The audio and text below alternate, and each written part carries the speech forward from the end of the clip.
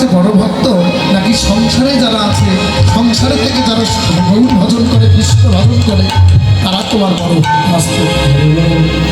তারা কারা বড় ভক্ত? তাহলে ভগবান কারে বড় করবে আর কারে ছোট করবে? তাহলে কি এটা তার বিচার হবে? সৃষ্টির জীব, ভগবানের সৃষ্টির জীব তো সবাই, নাকি? যারা সংসারে আছে তারা, আর যারা সংসারে নেই তারা।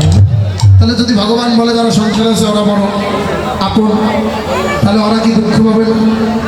এজন্য ভগবানের বিচার হয় কি করে দেন? তার কর্মের দ্বারা, নিজ নিজ কর্মের দ্বারা ভগবানের বিচারের সমাপন। কি করে?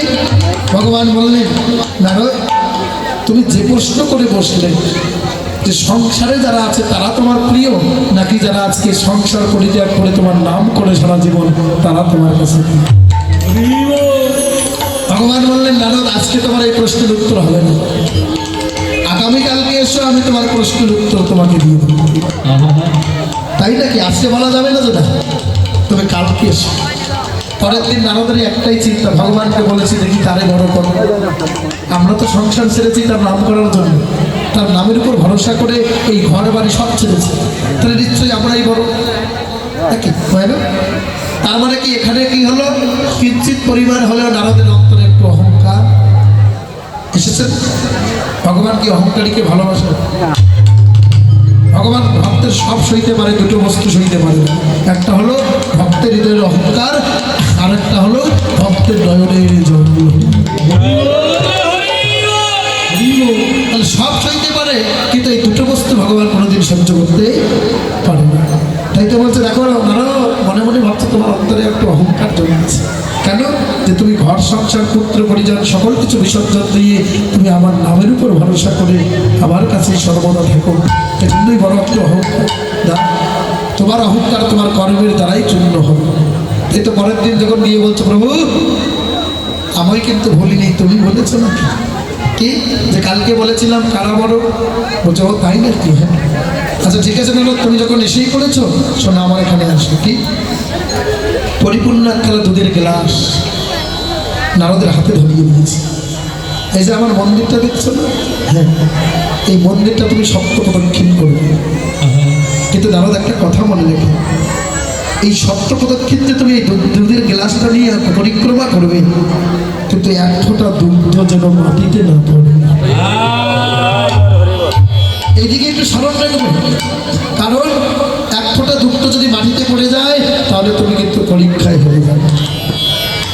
নারদ বলে এটা কোনো ব্যাপার হলো? পরিপূর্ণ দুগ্ধ দিয়ে গ্লাসটি যখন হাতে ধরিয়ে দিয়েছে ভগবান, সপ্ত প্রদক্ষিণ করছে, খুব নজরটা দুগ্ধের দিকে দিয়ে, মন প্রাণ নয়ন সব যেন ওই দুধের মধ্যে, আর ধীরে ধীরে পা ফেলছে না। কেন? ভগবান বলেছে এক ফোঁটা দুগ্ধ মাটিতে পড়ে গেলে আমি তার পরীক্ষায় হয়ে যাব। এক ফোঁটা দুগ্ধ ফেলানো যাবে না। তাই অতীব কষ্টে ধীরে ধীরে অনেকক্ষণ সময় নিয়ে দেহ মন প্রাণ সব কিছু দুগ্ধের মধ্যে দিয়ে সপ্ত প্রদক্ষিণ করে এবার ভগবানের সামনে এসে গেল। দয়াময়, খুব কষ্ট হয়েছে। কেন কষ্ট হলো? যে তুমি এমন পরীক্ষা দিয়েছ যে এক ফোঁটা দুগ্ধ মাটিতে ফেলানো। বলে বেশ নাও, একটা পরে এক ফোঁটা পরে নিচে না, মিথ্যা বলবো না, একটি ফোঁটা দুগ্ধ আমি মাটিতে ফেলিনি। বেশ ভালো করেছো। আচ্ছা বলো তো নারদ, এই যে দুগ্ধের গ্লাস নিয়ে সপ্ত প্রদক্ষিণ করলে, যতটুকু সময় তোমার চলে গেল, এই সময়ের মধ্যে কতবার তুমি আমার হরিনাম নিলে?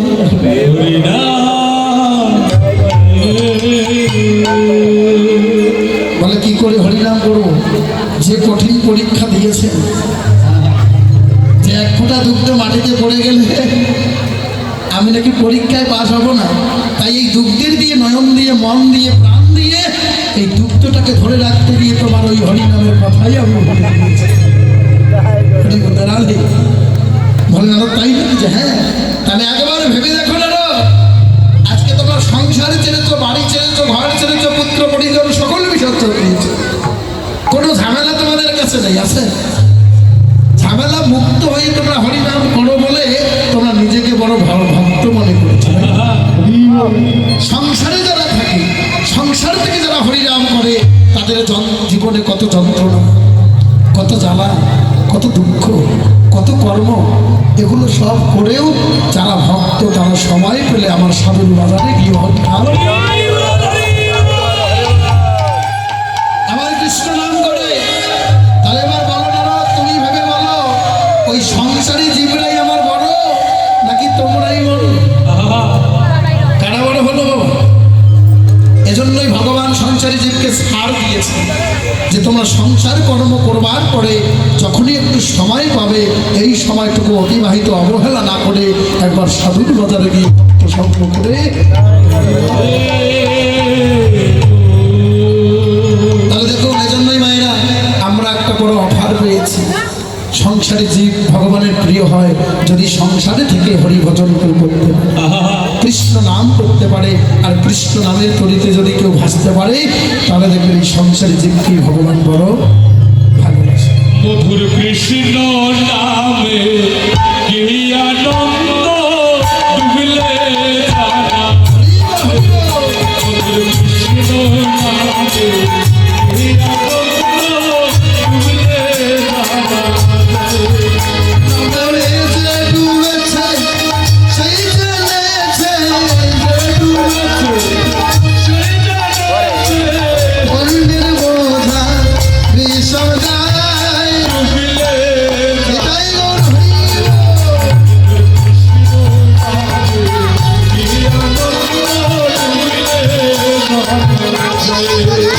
মধুর কৃষ্ণ নামে কি আনন্দ ডুবলে জানা।